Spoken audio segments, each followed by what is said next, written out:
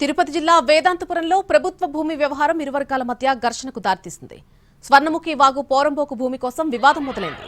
ప్రభుత్వ భూమిని ఆక్రమణకు ఇరు వర్గాలు ప్రయత్నించడంతో ఈ ఘర్షణ జరిగింది. దాంతో రంగంలోకి దిగిన పోలీసులు, రెవెన్యూ అధికారులు వివాదాన్ని సద్దుమణిగేలా చేశారు.